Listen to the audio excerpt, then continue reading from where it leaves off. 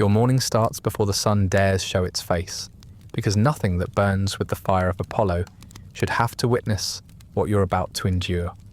You wake on a mat that smells faintly of mildew and very strongly of whatever leaked through the walls during the night. Your joints ache before you've even stood. Your hands are cracked, stained with grime that's soaked in too deep to ever fully leave. The air already reeks, an acrid mix of spoiled olive oil, fermented urine, and the sort of rot that turns meat into soup. And that's just the alley outside your door. Breakfast is a crust of bread so stale it might be classified as building material. You dunk it in wine that was sour last week and now tastes like vinegar with ambitions. There's no time for pleasantries or prayers. You don't own a sundial, and even if you did, your shift starts when the overseer says it starts, and ends when your flickering oil lamp you call a torch burns out, or your legs give up.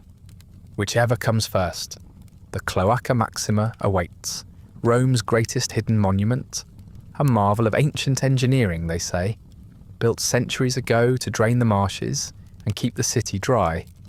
And sure, on the surface it's impressive, a tunnel so wide a wagon can ride through it, carved from stone and still flowing strong, but you're not seeing it on a marble relief in a villa courtyard.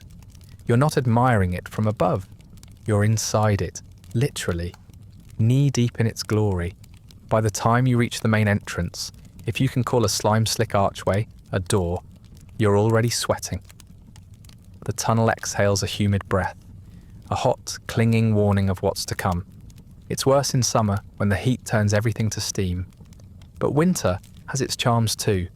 Cold that bites through your tunic, freezing your fingers around your tools, making every step a gamble on whether you'll slip and break your neck, or just lose sensation entirely. You enter with a torch in one hand and a rake in the other. Not a fine metal rake, just a stick with some nails in it, meant to scrape blockages from the flow. The torch sputters in the damp, casting flickering shadows on the curved stone walls. You pretend not to notice the movement in the water beside you. Rats, probably. Big ones, bold ones. Sometimes they follow you. Sometimes they don't wait for you to die before they chew. The tunnel stretches ahead and behind and above. You walk hunched, careful not to knock your head on the low ceiling. The stone drips constantly, even when it hasn't rained. The runoff carries more than water. Broken amphorae, rotten fruit, dead pets, and every foul thing a Roman household discards. You've seen worse than pets too, but we'll get to that. Your job, in theory, is simple. Keep the water moving. In practice, this means crouching in black muck to dislodge tangles of hair, rags, and bones that clog the system. Some days, it's just sludge. Other days, it's an unholy dam of grease, straw, vomit, and things you can't identify, even if you wanted to. You jab with the rake until the mess breaks free, then brace yourself for the sudden surge. It comes fast, liquid filth rushing past your legs, splashing your arms, soaking into your tunic. You learn quickly not to open your mouth. No one celebrates you, no statues, no names etched in marble. If you die down here, and many do, they won't pause the water to pull your body out. The flow will carry you onward, around the bend, out to the Tiber. Maybe someone fishing will find what's left of you, maybe not. It doesn't matter. Rome flows on, and the Cloaca Maxima never stops. Above you, the city lives. Merchants haggle, senators posture, and perfumed matrons complain about the smell. They don't know it's you keeping it from being worse. They don't care. They never will. You are not part of the glory of Rome. You are part of the reason it doesn't collapse under the weight of its own filth. And the irony, of course, is that the filth is going to collapse on you first. You weren't chosen. No one looked at you as a child and thought, that boy's got the makings of a fine sewer worker. There was no apprenticeship, no ceremonial garb, no handshake and pat on the back. You didn't climb a ladder to get here. You fell. And the only reason you didn't land harder is because the filth broke your fall. Maybe you were born free, or what passed for it. Maybe your father was a labourer who broke his back under a collapsed wall. Maybe your mother sold herbs in the market until the guards decided her license looked fake and she disappeared. Or maybe you were born a slave, property traded for a donkey or a favour, or nothing at all. It makes no difference. You're here now. And nothing is going to unmake that. In Rome, where you started, matters far more than where you end up, because for people like you, the ending is always the same. You weren't a patrician, born with a family name carved into marble and servants to clean your sandals. You weren't even a proper plebeian with voting rights and a father in a trade guild.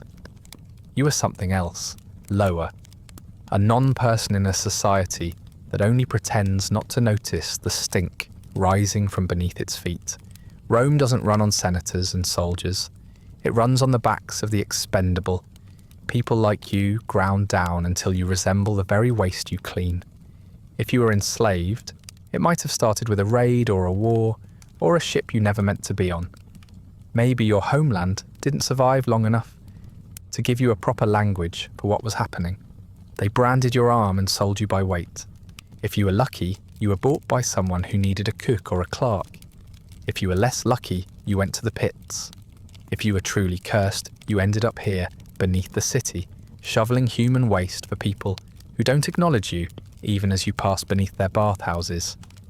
If you weren't a slave, the route wasn't much better. Maybe you owed someone money. Gambling, rent, bread. Debt doesn't need a reason in Rome. It just needs to exist. And when the collectors came, you had nothing to give except yourself. So you signed a contract you couldn't read, a bond that sounded temporary but stretched into forever. They call it nexum, debt bondage, as if Latin makes it more dignified. You're not technically a slave, they say, but you also don't get to leave. The city has a way of funneling its misfortunes downward. When buildings collapse, when aqueducts fail, when entire neighbourhoods burn, someone has to clear the wreckage, not because it's noble, because it's necessary. And when those jobs are too dangerous for regular slaves and too revolting for anyone with connections, that's when they remember your name, or at least your number. You don't get assignments, you get orders, you don't get warnings, you get lowered into the dark and told not to die. No one explains the hierarchy, but you learn it quickly enough. The men above ground dig roads, the ones below ground fix water lines, and the ones deeper still, down in the places with no sunlight, no ventilation, and no pity, they handle the cloaca. There's no promotion, no transfer to better work. Just a long, slow erosion of the body until you're either dead or too broken to be useful. And then you're replaced, probably by someone you once knew. A cousin, a friend, a son. You don't live in a domus. You don't even live in a respectable insula with wooden balconies and mosaic floors. You live in something that barely counts as a room. Likely shared, likely damp, likely infested. Your walls sweat in the summer and mould in the winter. The rats are bold enough to climb into your bedding. You've tried everything to keep them out. Nothing works. They were here before you, and they'll be here after.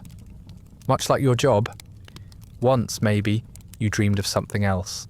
Maybe you imagined joining the legions, sailing to Egypt, learning a trade, making a name for yourself. But names mean nothing in the dark. Down here, you don't have an identity. You're not a man with dreams or history. You are a body in the sewer, pushing muck so the fountains above can sparkle, and the nobles can pretend Rome cleans itself. There are no records of who ends up in the cloaca, no census of the broken. You're not in the histories. You're not carved into statues. You are a footnote scribbled on the bottom of society's chamber pot. And even that's optimistic. If the gods see you, they're not speaking. If the city remembers you, it doesn't show it. You are here because someone had to be, and you're staying because someone else didn't survive long enough to keep the job. You know these tunnels better than your own skin.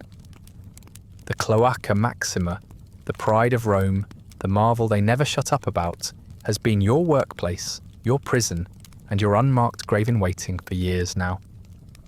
There was a time, maybe, when the scale of it impressed you. The arching stone ceilings, the faint echoes that make every drip sound like a threat.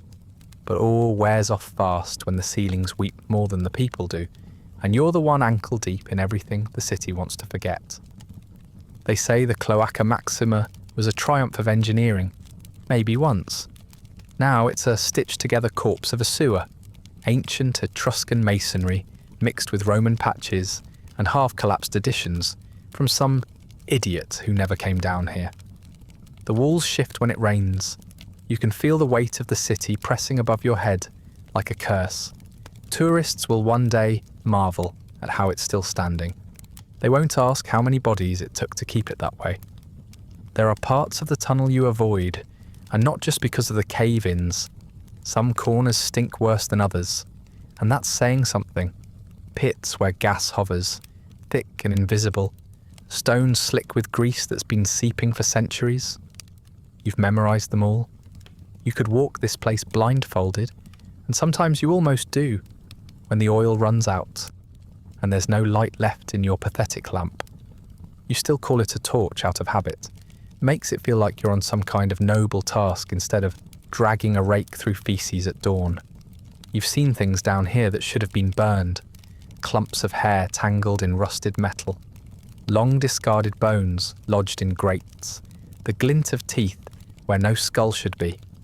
Sometimes it's animals, sometimes it's not. You no longer react, not really. You just note it like a crack in the wall. Something that wasn't there last week. Something you'll probably have to move eventually, or step over, or crawl through. The water isn't really water. It's a slurry of runoff and waste and time. You stopped trying to describe the smell years ago. It's not just human waste. It's oil from kitchens, blood from butcheries, spoiled grain, mould, rat droppings, dead insects, rotting shoes, all blended together into a sludge that coats your feet, your hands, your lungs. There are days the stink doesn't even offend you anymore. It's just part of the air, like humidity, like fog, like failure. Sometimes the tunnel speaks. You don't mean that metaphorically. You've heard it groan, whistle and click. Echoes from carts overhead, stones settling, maybe the moan of a blockage finding its way free. But sometimes it's more than that.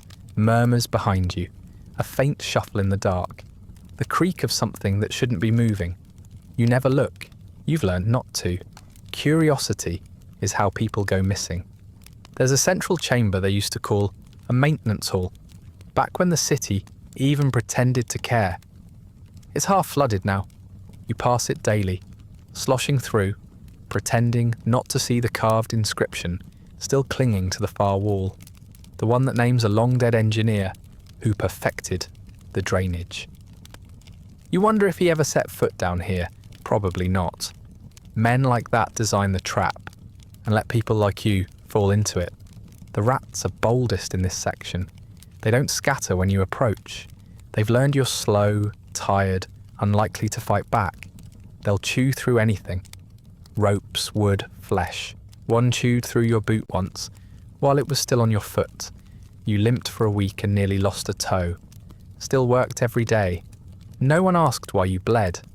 And above it all, the flow continues. Day and night, unceasing. You've scraped the same grime from the same arch 10, 20, 50 times. And it always returns. The tunnel eats everything. It remembers nothing. That's the part that makes you tired. Not the weight, not the disease, not even the isolation. Just the knowing that this place has no memory. You could die in the middle of it, and by morning, the sewer would carry on, as if you'd never existed at all.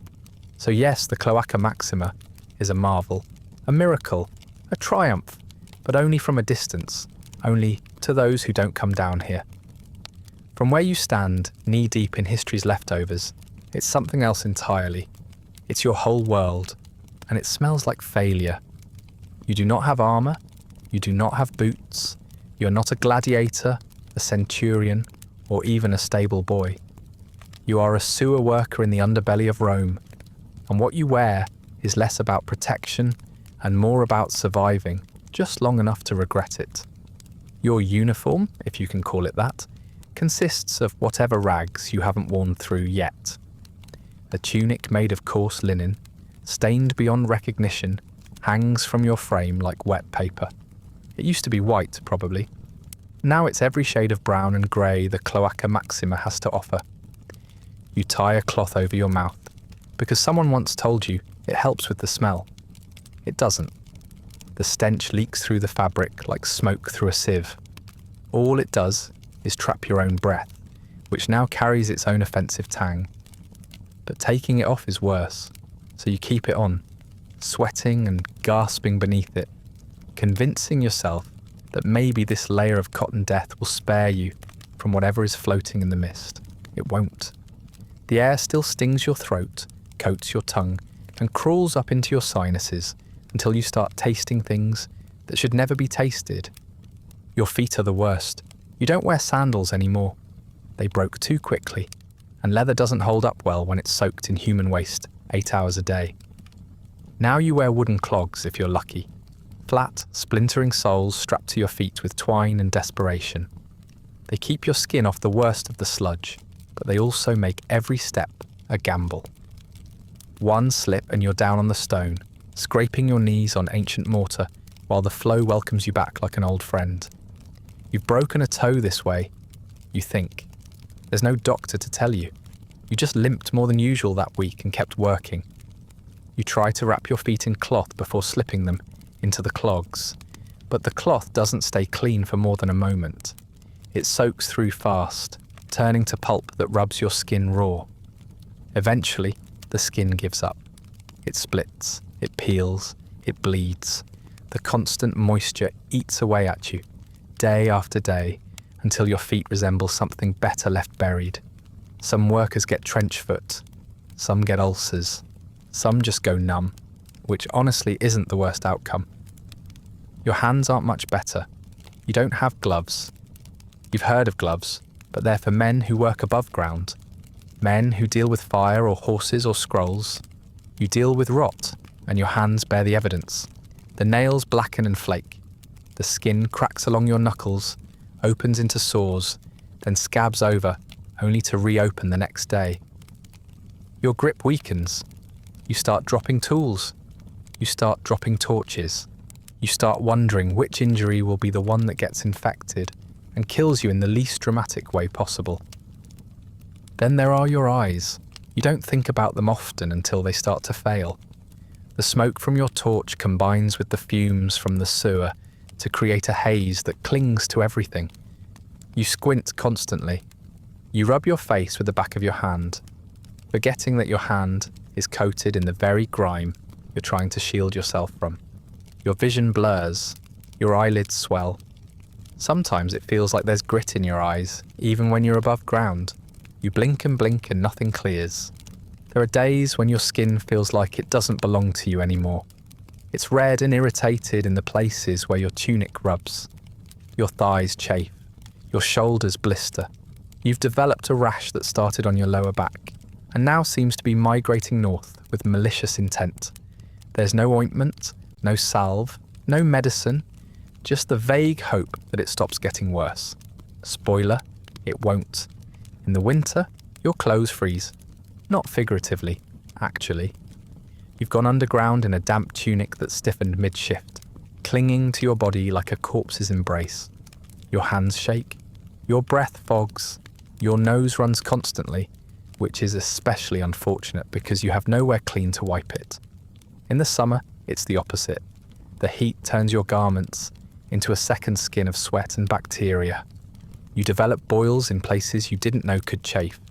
Every breeze is a mercy, every shadow a lie. What you wear does not protect you. It isolates you. No one wants to stand near a man in rags soaked with sewer water. You can wash your clothes, but the smell doesn't leave. It's in the fibres now, part of the fabric, part of you. And when you walk through a crowd, assuming you're ever allowed near one, people make space for you. Not out of respect, but out of disgust. You are visible only in the way a wound is visible. Something to avoid, something shameful. Still you dress the same tomorrow, because what else can you do? There's no stipend, no uniform allotment, no Roman equivalent of hazard pay. You wear what you can, patch what you must, and endure what follows. The cloaca maxima does not care if you're comfortable, and neither does anyone else. Your job isn't complicated, it's just endless. Every day, the same routines, the same filth, the same quiet knowledge that if you stop, the city might notice, but only because the smell will get worse. No one praises a sewer worker when things go right. They just forget you exist. And when something goes wrong, it's your fault. No matter how impossible the task, you aren't allowed excuses. You're barely allowed breath. You begin by checking for blockages. That means following the flow, if you can call it that, through the central tunnels, and then into the offshoots, hunched over with your pole or rake, probing the current. You learn to feel resistance through the tool. A change in pressure means something stuck. Hair, fabric, grease, maybe a chunk of wall that's collapsed from the weight of a bathhouse above. You jab, twist, yank, and hope it comes loose without dislodging something worse. There's always a worse. When the blockage doesn't give, you wade in. The water can rise fast in these places, especially if it's backed up. You work quickly, because standing still invites disaster. The mixture you're in is thick. Sludge and solid waste and kitchen runoff, and gods know what else.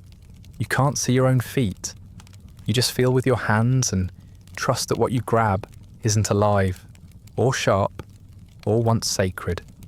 Most of the time it's not. Sometimes it is. You've pulled bones out of these tunnels, mostly rats, huge bloated things with teeth like fishhooks, but also dogs, cats, the occasional goat. Once a human farmer, once half a jaw with 3 gold teeth still intact. You didn't keep it. No one ever keeps the teeth.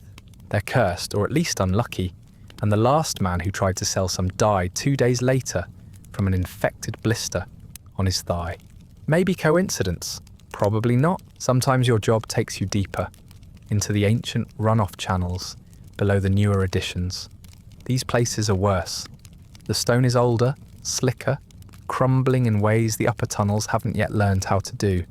You find roots down there, pushing through the cracks, clawing their way into the flow, like they're thirsty for filth. You find sections where the ceiling drips with something that isn't water. You find stains that look like they've been weeping for centuries. When the main channels are clear, if they're ever clear, you start cleaning the grates. Metal bars set across openings to keep out the worst of the debris, though worst is a generous term.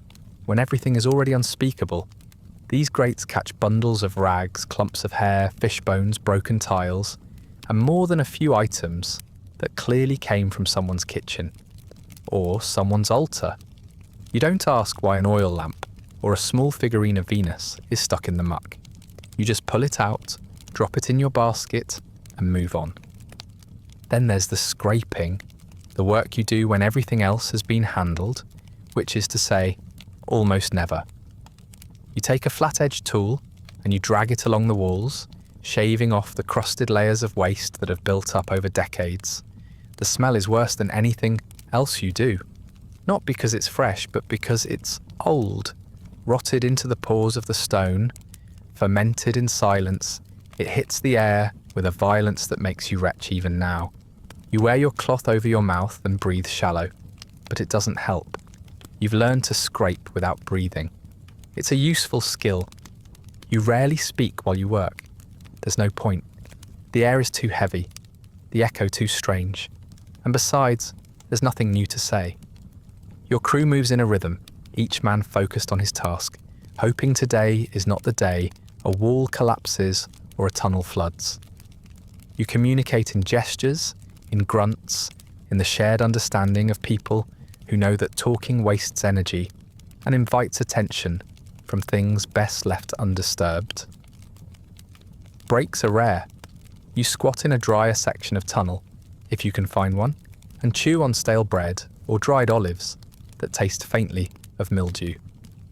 You don't linger.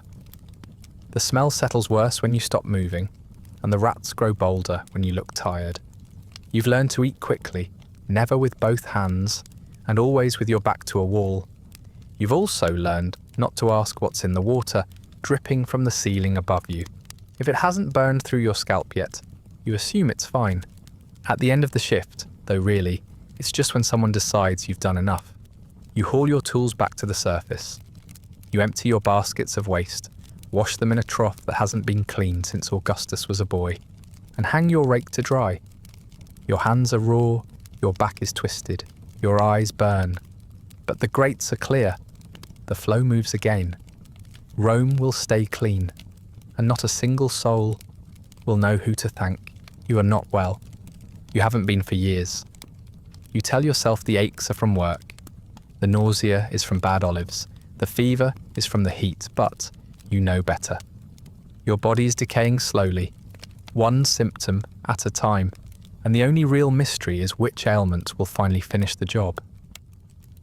The sewer doesn't kill you quickly. It wears you down in layers like the grime on your clothes until there's nothing left underneath worth saving. Your skin is a battlefield. What isn't cracked is peeling. What isn't peeling is infected. Scrapes from sharp stones become open sores. Bug bites turn into angry red welts. There's a rash on your inner thigh that comes and goes depending on the weather. You've tried everything, scrubbing with salt, smearing on lard, praying to Asclepius, but nothing makes it stop. And even if it did, something worse would take its place. The sewer doesn't believe in recovery, only replacement. Your fingernails are no longer trustworthy. Some have gone soft, curling upward at the tips like dried leaves. Others have fallen off entirely. You wear strips of cloth around your fingers to hide them, but the wrappings always soak through by midday. You used to worry about appearances. Now you just hope the infection stays local. One of your co-workers lost a hand to something that started in the nail bed. He didn't scream when they cut it off. He was just glad they didn't try to take the whole arm. Your bowels have declared war. You can't remember the last time you had a solid movement. Some days it's nothing but blood and mucus. Other days it's like someone poured soup down your spine. The cramps are constant, gnawing at you during shifts, stabbing through your abdomen while you try to sleep. You've shat in alleyways, in buckets, in the tunnels themselves when it couldn't be helped. You stopped feeling shame about it a long time ago. Now it's just another fluid your body produces without your permission.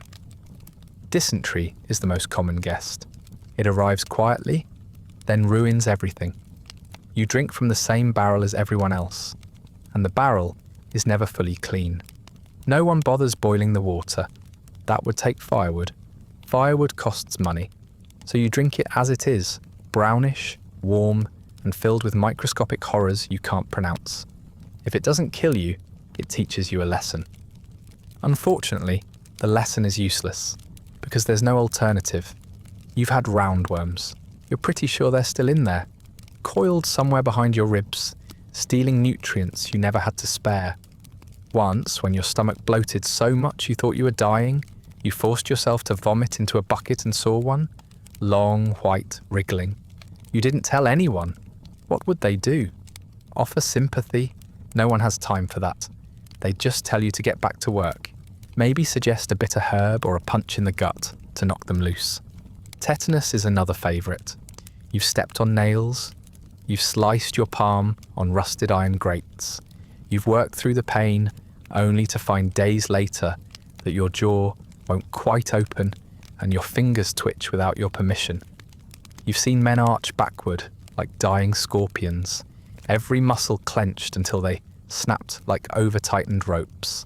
No one survives that. No one even tries. You just tie them down and wait. You cough more than you used to. The air in the tunnels is thick with mould, spores, and gases that no one above ground would tolerate for a moment. Some days, you feel like your lungs are coated in something that isn't yours. You wake up in the middle of the night choking on phlegm, thick and yellow, speckled with red. You spit it out onto the floor beside your bedding and go back to sleep. If it gets worse, you'll work slower. If it gets much worse, you won't wake up at all. At night, you share your room with a rat, possibly several. One of them lives under your sleeping mat and drags scraps into the corner when you're not looking. You tried to kill it once, but it bit you and vanished into the wall. Your hand swelled for days afterward, and you never saw the rat again. You assume it died. Or it's smarter than you and simply moved in next door. Either way, its replacements have made themselves comfortable. They don't bother you unless you bother them first. In that sense, they're more civilized than most Romans. You have no healer, no one checks in on you. The local physician doesn't take patients who smell like you, and you couldn't afford him anyway, even if he did.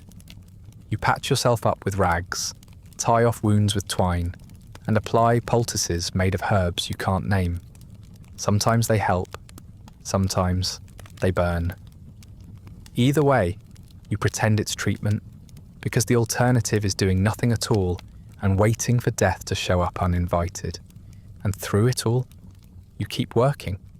Because someone has to. Because Rome needs clean streets and functioning drains and marble baths that never overflow. And because no one above you will ever lift a finger to understand what it costs. You are the reason the filth stays out of sight. And you will die in it, diseased, disfigured, and unremarked upon. Just another body the city didn't count. There is no escaping the stench, not anymore. At first you tried, you washed, you scrubbed your tunic until the fibres gave out.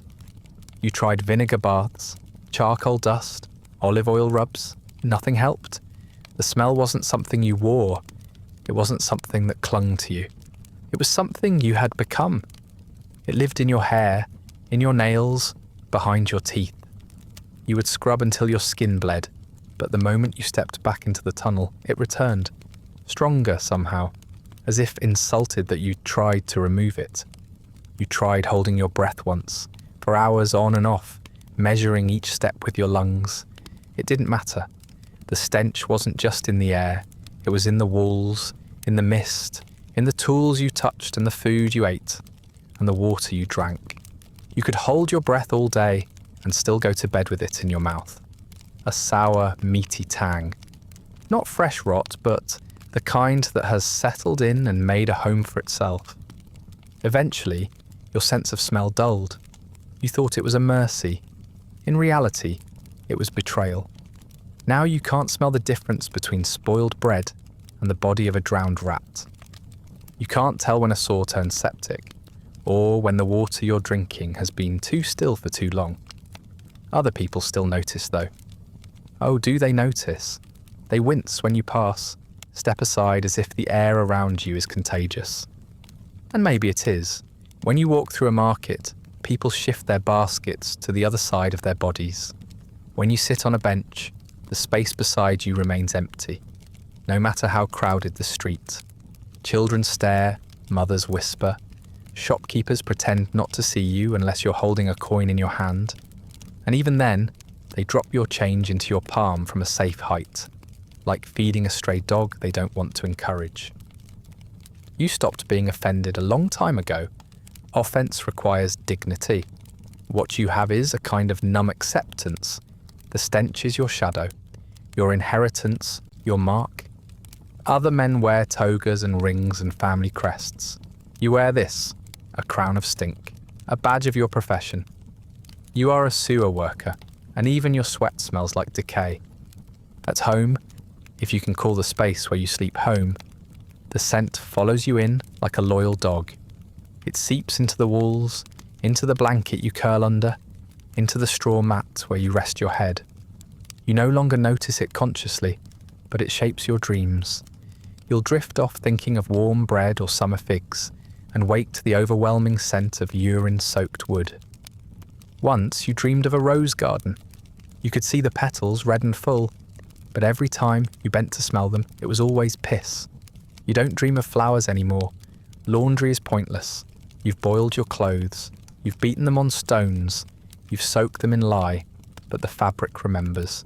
It holds the memory of the tunnel like a body holds trauma. Even the fresh tunic a kind neighbour once gave you turned sour within the hour. The kindness was appreciated.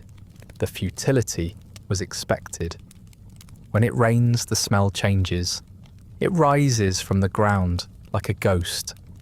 Not just in the sewers, but in the streets, in the gutters. The cloaca maxima exhales through every crack in the stone, every loose grate and storm drain. The city sniffs and wonders what's wrong. You don't wonder. You know. You've been inside its lungs.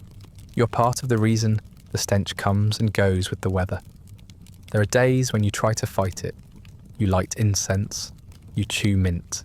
You rub citrus peel on your wrists, though citrus is expensive and hard to come by. Nothing holds.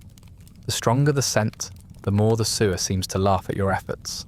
One worker smeared himself in pine resin. He smelled like a latrine in a forest. Another wore sprigs of rosemary in his collar until the other men started calling him Salad. No one tries anymore. You've stopped apologizing for it. People who can't stand it can look away. People who can't breathe can move. You've seen worse things than their disgust. You've smelled worse things than their perfume can cover. There's no pride in it, but there is endurance. The stench has become a part of your routine, like tying your sandals or checking your tools. It's not just background, it's ritual, a sacred reminder of who you are and what you've given up. You may not believe in the Roman gods, not anymore, not since they let you end up here.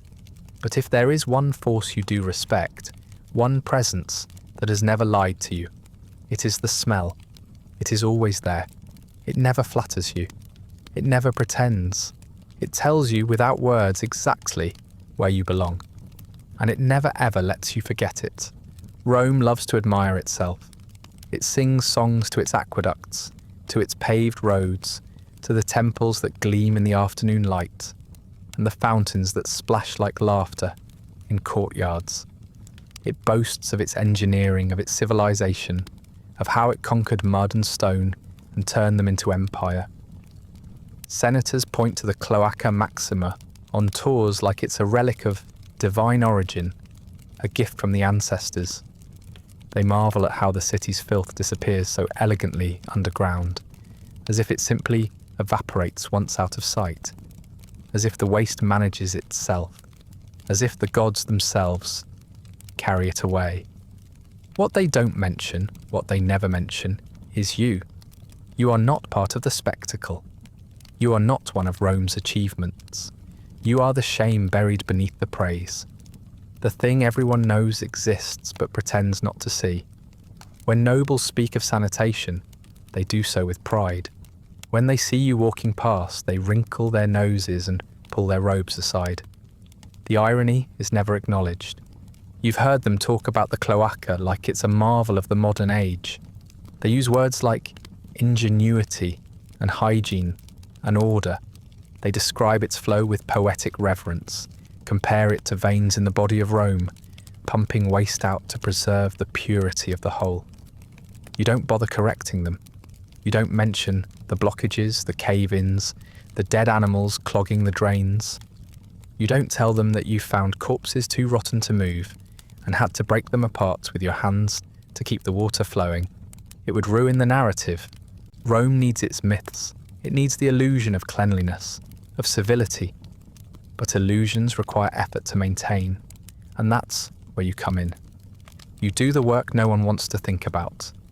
You're the hinge in the empire's great machine, the filthy, rusted, creaking piece that makes everything else run smoothly. And yet, to most citizens, you are not a worker. You are not a man. You are a smell that moves. A reminder that the clean streets they walk on didn't get that way by divine will. Even slaves avoid you. Not all, of course. Some have no choice but to work alongside you. But even they, low as they are in the hierarchy, glance away when you approach. You are not just unfree, you are unclean. Ritual filth, physical filth, spiritual filth. You are pollution in human form. If a temple servant brushes your shoulder in the street, he may wash himself before returning to the altar. You've seen it happen. He didn't say a word, just stepped into a basin and poured water over his head, as if contact with you had cursed him. And maybe it has. Rome likes its roles clear. Soldiers fight, senators speak, merchants trade, slaves serve, but you exist in a grey space. Not quite a slave, not quite a tradesman, not quite a citizen anyone wants to claim. You are Rome's contradiction, essential and invisible. Without you, the city would drown in its own waste. But with you, it remembers what waste is. And no one likes that reminder. Children sometimes follow you out of curiosity. They peek from behind walls, giggling at your smell, daring each other to get close. You used to scowl, wave them off. Now you let them look. Let them see what waits at the bottom of the ladder. They'll learn soon enough. Some of them might end up down here too, if their families fall into debt, if their fathers anger the wrong man, if a fire sweeps through their building and leaves them with nothing but a tunic and a name no one cares about. You've heard poets praise the cloaca in verse. You've seen mosaic tiles that depict its construction. Stoic men in clean tunics, moving stones beneath a golden sky. No one in those pictures looks like you.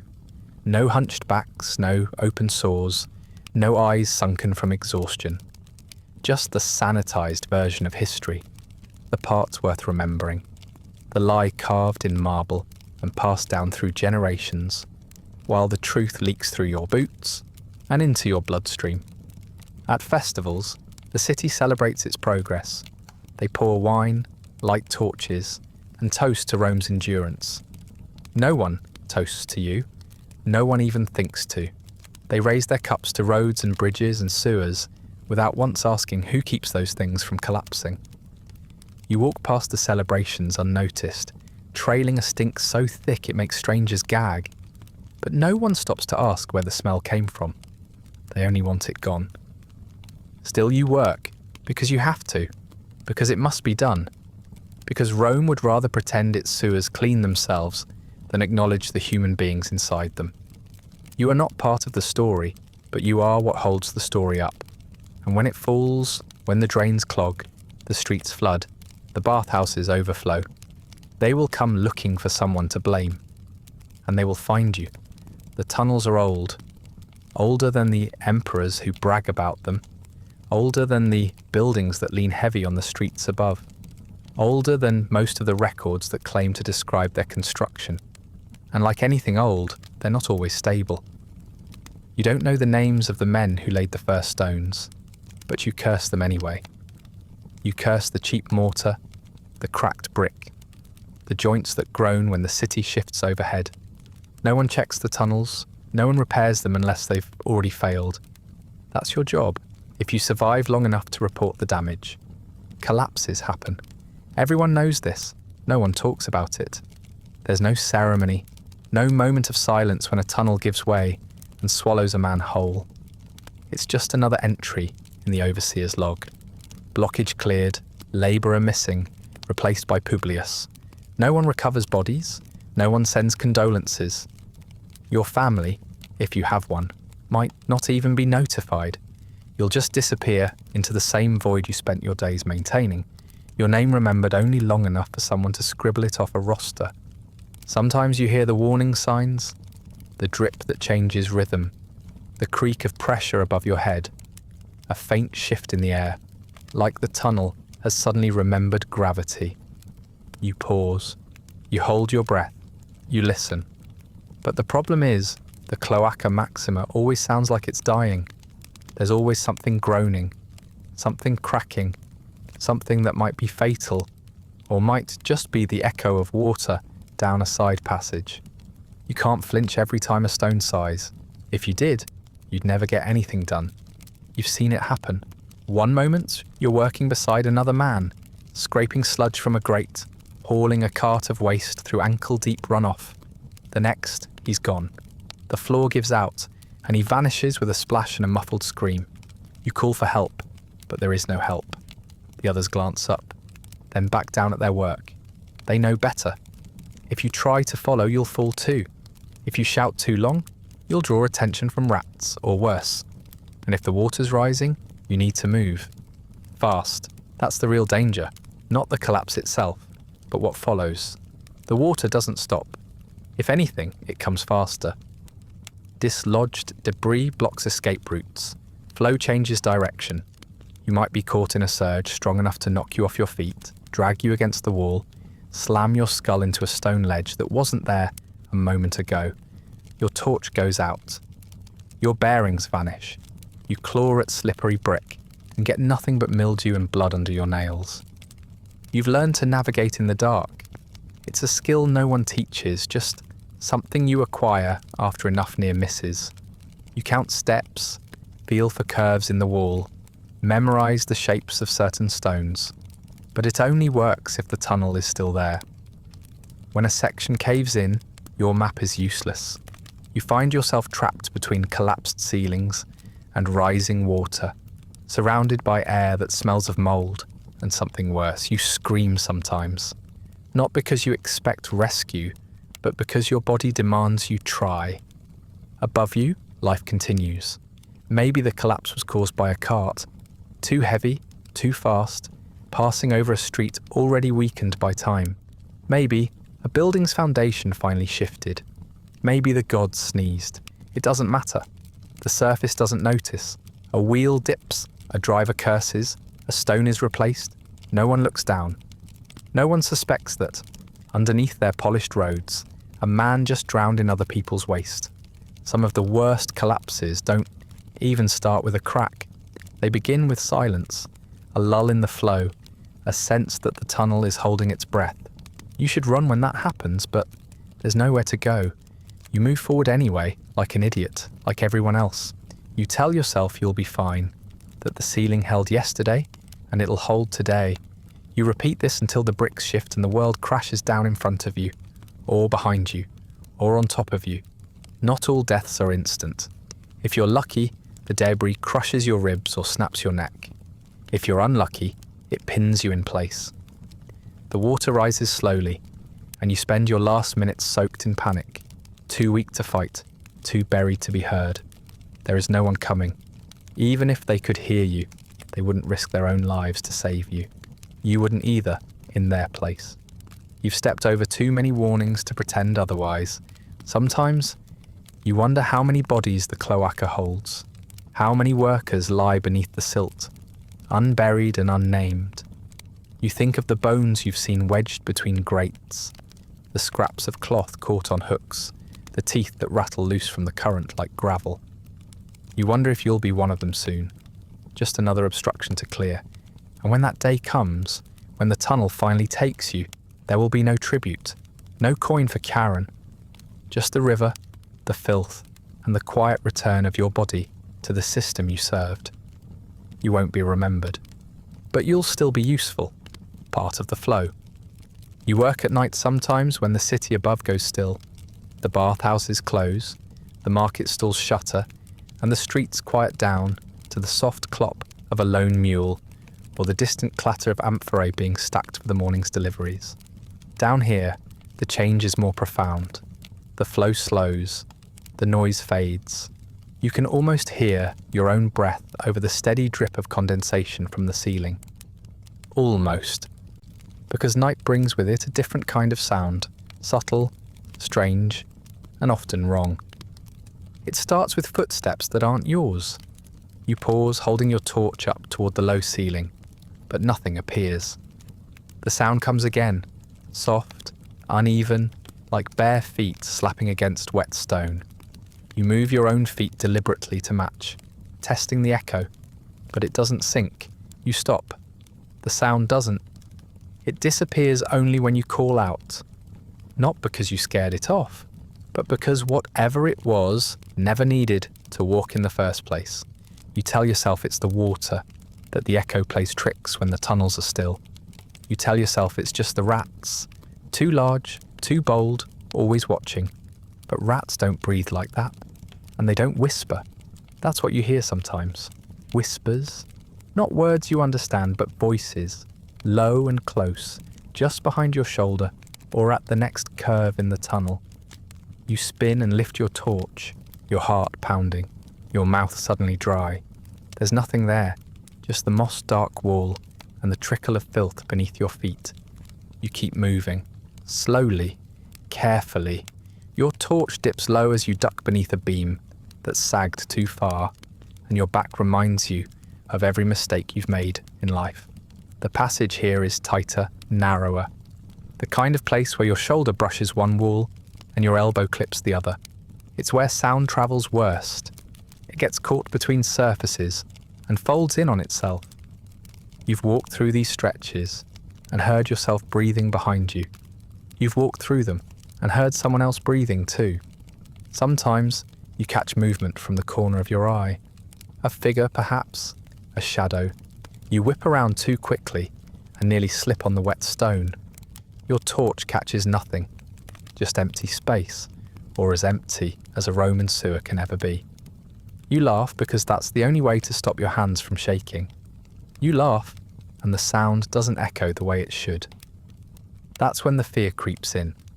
Not the loud kind, but the quiet, coiling kind that wraps itself around your lungs and waits.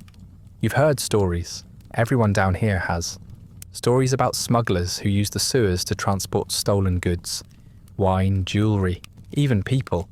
Some of those smugglers never came back. Some left bodies that were never found. And some, they say, never really left at all. You've passed places where the walls are scratched with names, old, unfamiliar, worn thin by time. Some are crossed out, others are circled. One is carved over and over, as if someone was trying to write their way home, but forgot how halfway through. There are hiding spots too, little chambers off to the side, out of view. You've peeked into them now and then, only to find things better left untouched. Broken amphorae, a pile of half-burned scrolls, a sandal still upright, as if someone just stepped out of it. You've even found altars, small makeshift things, bones arranged in patterns, charcoal symbols scrawled on the wall, offerings that haven't rotted despite the wet. That's when you back away slowly, whispering a prayer you barely remember, trying not to make eye contact with whatever might still be watching from the dark. But the worst thing, the very worst, is when the torch dies. It happens fast. One moment, the flame sputters. The next, it's gone. You're plunged into pitch black, thick as oil, where the only sound is your own heartbeat in your ears and the trickle of water around your ankles. You fumble for your flint. It slips. You drop it. Your fingers grope the wet floor, finding only sludge and the sharp edge of something that might be bone. You don't scream. You don't want to know if something answers. Eventually, the torch returns. Your hand finds the flint, your breath comes back, and the flame sputters into life. The tunnel looks the same, but you don't. You're shaking. You're drenched. Your lips taste like copper. You tell yourself it was just darkness, just your mind playing tricks, just exhaustion. You tell yourself that a lot down here, and sometimes it's even true. Still, you keep working. The flow doesn't care if you're afraid. The city above doesn't pause because you heard voices in the drain. You scrape the walls, you check the grates, you log the blockage and mark the crack in the ceiling with a bit of chalk. The night shift ends when the sun starts to rise, though you'll never see it from here. You just feel the change in the air, the faint warmth that means Rome is waking up again. And so are the footsteps, the ones you don't make, the ones that start again just as you begin to pack your tools. You listen, you swallow, and you pretend not to hear them. Because even if the ghosts are real, you still have work to do. You find them. Not every day, but often enough that it stopped feeling shocking a long time ago. A shape caught in the current, a hand sticking up at an unnatural angle, a face you can't quite identify because time and water have taken what life left behind. They don't all look the same, but they end up the same, dumped, bloated, and forgotten. They drift into the tunnels like refuse, caught on grates or wedged in corners, waiting for someone like you to come along and clear the blockage. The first time it happened, you froze. You were younger then. You thought there might be some kind of protocol, someone to report to.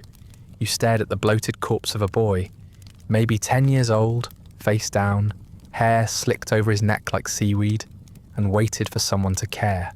No one did. The overseer glanced over, grunted something about clean it up, and moved on. You poked the body with your rake until it floated loose. You didn't cry, not then. The work didn't allow it. Now you don't react, not visibly. You note the location, the condition, whether it's blocking the flow. You do your best to move it to the side. If it's too decomposed to handle safely, You leave it until it starts to fall apart on its own. Sometimes that takes hours, sometimes days. No one pays you extra for removing corpses. You're barely paid for anything, and certainly not for services that might be considered above your station, like dignity or compassion. Most of the bodies are slaves. You can tell by the branding if the skin hasn't sloughed off yet. You've seen marks from all over: domestic servants, quarry workers, even gladiators. Some of them probably died of natural causes, others clearly didn't. Rope marks, broken necks, stab wounds. You don't ask questions. You've seen what happens when you do. There are names that get whispered and names that don't. And you've learned the hard way which ones to keep out of your mouth. Sometimes it's a woman, hair still tangled with ribbon, skin pale and greenish, eyes wide open if the rats haven't taken them yet. Those are harder. You don't know why. Maybe because you can picture someone missing her. A mother maybe, a sister, or maybe just because the sight of jewellery on a dead wrist feels more wrong than a bare one. You've seen bangles, nose rings, a necklace once, broken in the middle like someone tore it off too quickly. You left it where it was, and yes, sometimes it's a child, not often, but enough. No one says anything about those, not the workers, not the guards, not even the priests when a few of the older men tried to report one. Just silence, heavy and practiced, the kind that says this isn't new and never was. You'd like to think someone cared once, but the Cloaca Maxima isn't a place for belief. It's a place for rot. The worst are the ones that get stuck in the side channels. You smell them before you see them. The air turns heavier, sourer. There's a weight to it that makes breathing feel like swallowing. You know to brace yourself before rounding the next corner. You carry a hook for those. Not that it helps much. The bodies are often tangled in debris, wedged behind fallen bricks or half submerged in black muck that bubbles with decay. You have to reach in barehanded, or worse, with only a strip of cloth between your skin and what's left of theirs. One time, you found someone alive. Barely. A thief, maybe. A runaway. You never found out. He was face up in the shallows, coughing blood and bile, his leg bent the wrong way, and his eyes rolling like dice. You dragged him out and left him near the surface entrance. You didn't wait to see if he made it. You didn't want to know. The next day, someone else was sleeping in that same spot, wrapped in his tunic. So either he died or he got well enough to fight for his clothes. Either way, he was gone. You don't tell people about the bodies, not even the ones above who pretend to be interested in the infrastructure. They ask about the flow rate, the construction materials, the angles of descent.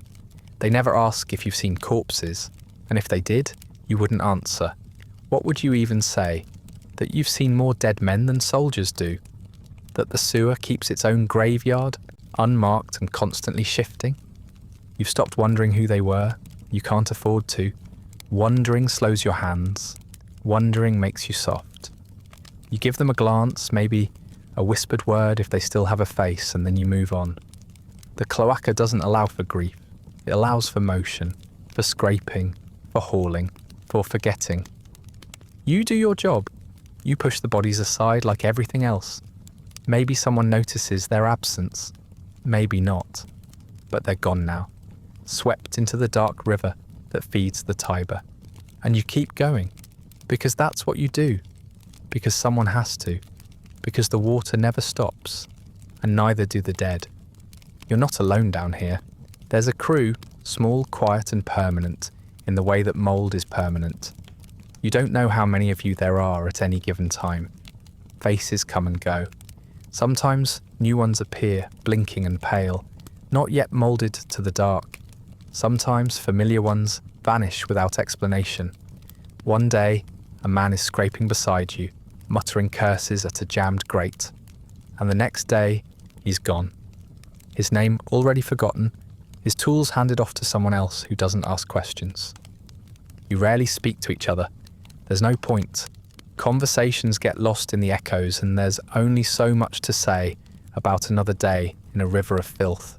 When you do speak, it's in nods, in gestures, in that shorthand of shared suffering that doesn't need words. A cough means move aside. A grunt means help me lift this. A hand raised briefly means watch your head. Low beam ahead, or maybe a patch of wall ready to give. That's all the communication you need. The newer men try to talk at first. They introduce themselves. They make jokes. Some even try to hum while they work. It never lasts. The cloaca strips language away, same as it strips flesh and hope, and anything else soft. After a few weeks, they go silent like the rest of you. Not because they've learned to be disciplined, but because they've learned to be careful. Voices draw attention. Sound travels strangely in the tunnels. Better not to disturb whatever's listening. You see each other in ways most people never do. Not in the face, not in conversation, but in decay. You watch their skin break down. You notice the first time someone leaves a bloody handprint on the wall and doesn't realise it.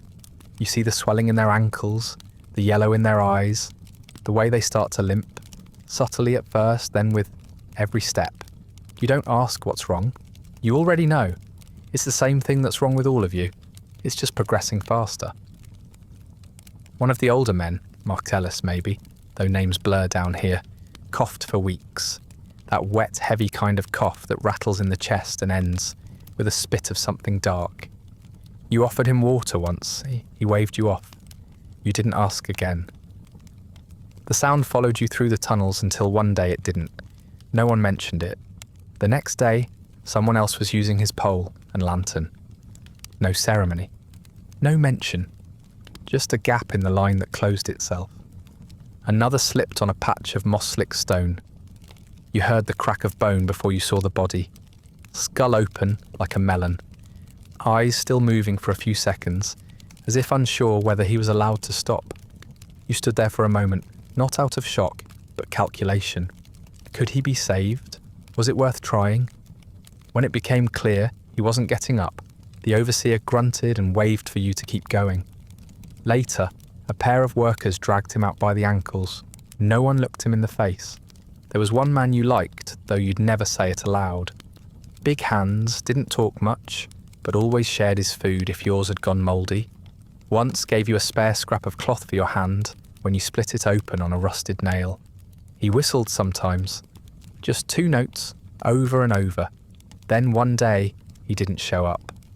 His tools stayed on the rack for 3 days. Then they were gone. You never found out what happened to him. You never looked too hard. You couldn't afford to care. You don't ask names anymore. You don't offer yours. Names are for men with futures and no one down here qualifies. You refer to each other by nicknames, if at all. Limpio. Red. Tall one. Mostly, you just nod when you pass. That's all anyone expects. That's all anyone can offer. Bonds don't last down here. You might work beside someone for months and not know where they sleep, or if they sleep, or if they go anywhere at all when they leave the tunnels. Sometimes someone loses their mind before their body. They start mumbling, talking to someone who isn't there, refusing to go down certain tunnels. One man refused to touch his tools for a full day, staring at them like they were cursed. Another began chanting under his breath every time he passed a grate. They didn't last long, not because anyone punished them, but because something eventually gave out. The mind, the will, the foot on the slippery step.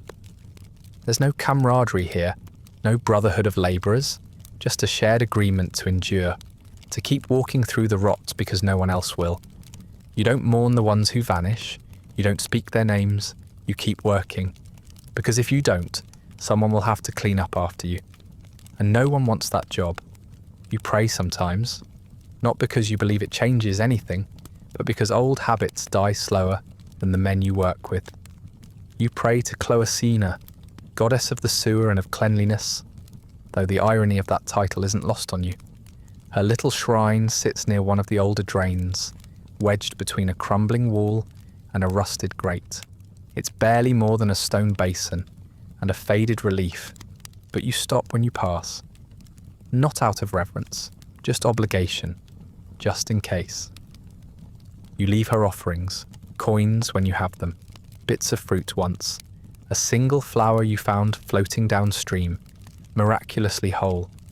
You set these things down gently, as if pretending the gesture still holds meaning, But there's never an answer, no warmth in your chest, no sign from the dark.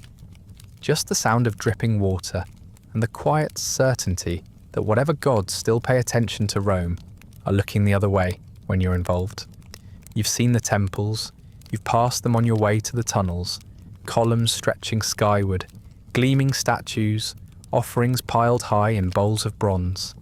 You've seen priests in spotless robes swinging censers, chanting to crowds who nod along as if the gods speak directly into their ears. You've never been welcomed into those temples, not once. The stench follows you too closely. The smell settles into your skin, your clothes, your soul. Even when you stand at a distance, you can feel the discomfort ripple through the air. You don't belong there, and everyone knows it. Sometimes when you're forced to pass through a crowd gathered near a temple, the priests go quiet. They step back. Their smiles falter. One even pretended to be in prayer, just to avoid acknowledging your presence. You understand. You're not angry. The gods they serve are the gods of the clean, the living, the important. You serve something older, something deeper, something wet and foul that never needed temples to make its power known. The truth is, you're not sure the gods care about people like you. Not the Olympians, not the household spirits, not even the layers of the sewers, who are supposed to protect travellers in dangerous places. You've whispered to them during floods, begged them when the water rose past your knees, cursed them when a section of ceiling gave way and nearly crushed you. The silence that followed was always the same. Total, unblinking, impersonal. You've watched men make their final prayers in the tunnels. Some called out to Jupiter, to Neptune, to Dis. One man cried for his mother. Another chanted nonsense, not even real names, just words he hoped sounded sacred.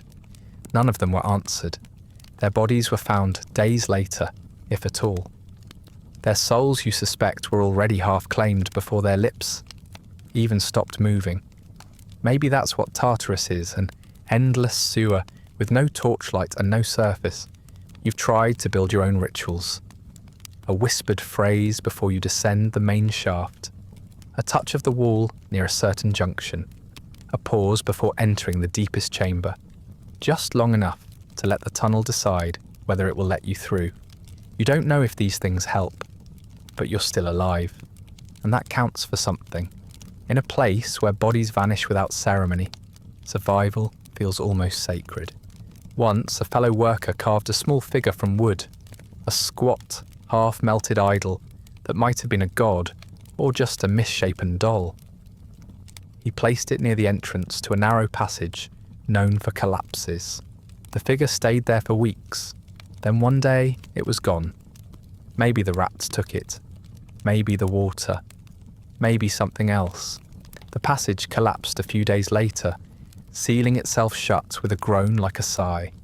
You don't go near it now. Whatever claimed the figure can keep the tunnel too. You used to think about the afterlife. You imagined the fields of asphodel, maybe even Elysium if the gods were feeling particularly generous. Now, you suspect your soul will do what your body does, float downstream, break apart slowly, and settle somewhere no one bothers to name. You try not to dwell on it. You've seen what dwelling leads to. Men who stop talking, who sit too long during breaks, who start muttering about signs and omens while scratching symbols into the stone with dirty fingernails. Cloacina still gets your prayers, even if they're more habit than hope. Maybe she's real. Maybe she listens. Or maybe she's just another lie Rome tells itself, like clean water or eternal glory. You don't need a goddess to tell you what you already know. The sewer is sacred in its own way, an altar to everything Rome wants to forget. And you are its priest, dirty, unpaid, and utterly alone.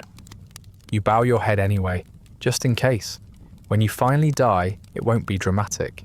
There will be no crowd gathered at your bedside, no weeping relatives, no priest murmuring rites to smooth your passage into the afterlife. You will not be washed, wrapped, or burned on a funeral pyre. You won't even be buried. You'll simply stop moving one day, mid-shift, mid-step, mid-breath, and that will be that. The city will carry on. The drains will still need clearing. The filth will keep flowing. And you, the man who gave his life to the sewer, will be absorbed into it without ceremony. Maybe you'll drown. It happens. One misstep on the wrong slope, one bad blockage that forces the water to rise faster than expected, and suddenly you're flailing in darkness, your mouth open, your limbs striking slick stone and rotting beams. You'll panic, of course. Everyone does. But no one hears your screams down here. They're swallowed by the tunnels just like everything else. Maybe someone nearby pauses for a moment, cocks their head, wonders if they imagine the sound. Then they keep working. Because what else can they do? Or maybe you'll just drop where you stand. Your body finally gives out. One moment you're scraping build-up from a grate or dragging a sack of waste toward the outlet. And the next, your knees buckle and you don't rise. A heart that beat through every fever and every infection simply decides it's done. Your face hits the stone. You slide into the flow. You might be found within the hour. You might drift for days. Depends on the current. Depends on the rot. When your body starts to bloat, it gets harder to move. You've seen it happen. Bellies swell. Eyes cloud. The skin stretches tight, then bursts along the seams. It's not fast, not always, but it's inevitable. If someone finds you in that state, they won't say a prayer. They won't cover your face. They'll just hold their breath and hook you out of the water like another piece of debris. You've done it for others. They'll do it for you. No one collects your things. Whatever tunic you owned, whatever scraps you slept on, whatever small tokens you kept tucked away in the corners of your life, they're either claimed by someone else or tossed out with the garbage. You don't have a will. You don't have property. You don't have anything that marks your existence beyond the tools you used and the path you walked each day. And even those will be reassigned before your body goes cold. If the overseer bothers to notice your absence, it's only because someone else has to take your shift. A quick note might be scratched into a wax tablet. Worker gone, replace. That's your obituary. That's your eulogy. You won't be remembered for your years of labour, for your endurance, for the way you kept the sewer from collapsing in on itself one more time. You'll be remembered, if at all, as the man whose body smelled so bad they had to reroute the flow around it until someone finally scraped it loose. Maybe your corpse won't be found at all. It happens. The tunnels are vast, collapsed chambers, hidden passages, grates too rusted to open. You could float into one of them and disappear entirely. Your bones slowly picked clean by rats and time.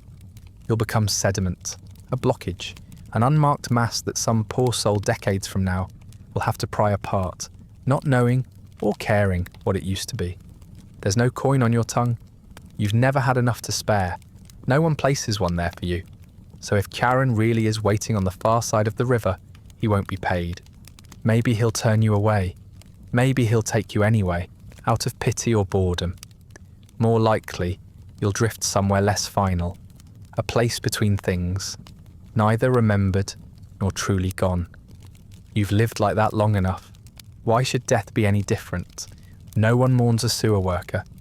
There's no public notice, no family procession.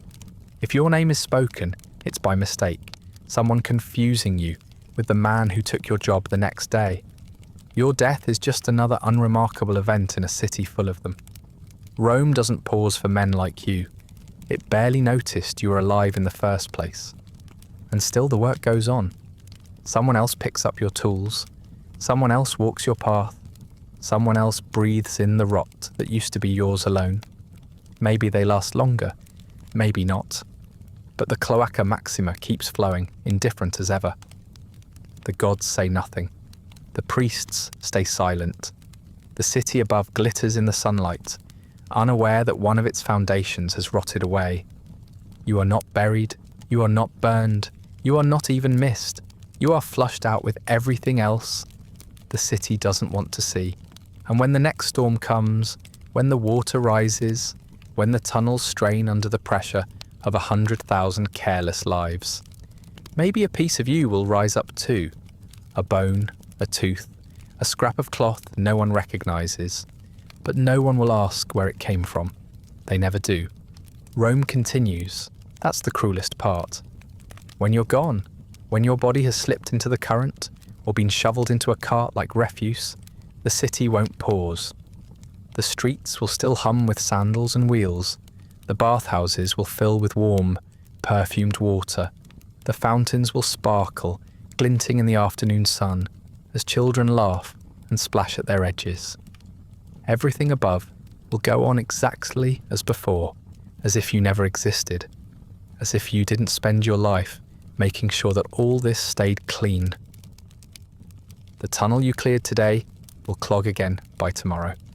The blockage you fought to break apart will reform the next time someone dumps a pig carcass down a street grate. You know this. You've always known this. Your work doesn't last. It's never meant to. It exists in a cycle. Scrape, clear, clog, repeat, until your body gives out, or the stone above you finally collapses. And when that happens, the cycle won't stop. It just hands itself to the next poor soul who needs bread more than peace. You are not remembered. You never were. Rome builds statues for generals, senators, and emperors. It carves their names into marble, surrounds them with laurels and gods. But no one marks the names of men like you. You've walked past the plaques, the monuments, the bronze inscriptions. You've seen the dedications to engineers, to architects, to builders. No one ever thanks the men who crawl through shit to keep the streets dry. No one ever praises the hands that drag corpses out of the flow. The city above speaks of legacy, of glory, of permanence. But you know better. You've seen what lies beneath. The cracked stone, the sagging walls, the tunnels patched with rubble and prayers. Everything Rome builds sinks eventually. Everything collapses, even the temples, even the shrines. The only part of Rome that truly endures is the sewer, and even that eats itself from within, collapsing in sections, crumbling under its own filth, just like the men who serve it. One day, someone will crawl through the same tunnel where you once scraped grime from the walls. They won't know your name, they won't know what you suffered, but they'll see the marks, scratches in the stone, bits of rusted metal, a tool handle wedged into a crack. Maybe even your bones if they haven't washed out to sea.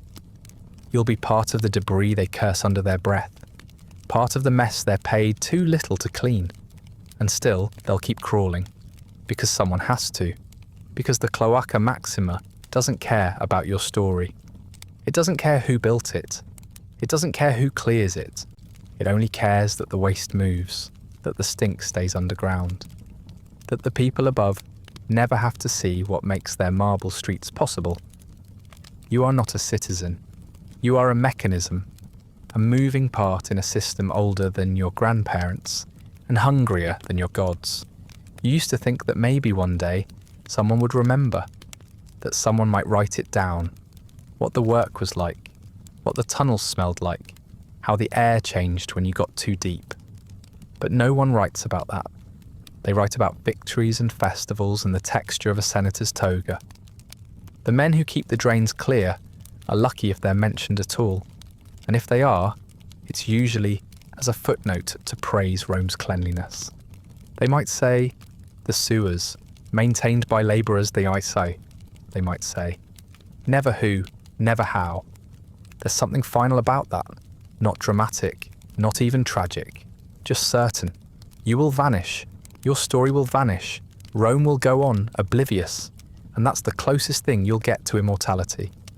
Not a name carved in stone, not a grave marked with offerings. Just the knowledge that the tunnels will continue to rot, and someone else will rot inside them. That the stink you knew will become the stink someone else breathes. That the cycle, like the sewer, never ends. And maybe that's enough. Not peace, not justice, but continuity. You were part of something, even if that something was unspeakable. You kept the water moving, you cleared the way, you bore the weight of a city that refused to look down, and when you're gone, someone else will bear it next, just as unlucky, just as nameless, just as forgotten. So you scrape the last layer of sludge from the wall. You drag the rake through the channel one more time. You breathe in the same rot that's been here since kings ruled and slaves built empires. You feel the stone shift slightly beneath your feet. You ignore it. Tomorrow, if you're still alive, you'll do it again. And if not, well, the flow never stops. Not for you, not for anyone. That brings us to the end of tonight's descent. Not a story of heroism, but of quiet, filthy survival. If you're still awake, thank you for walking these tunnels, for breathing the same poisoned air, and for witnessing a life the world was never meant to notice.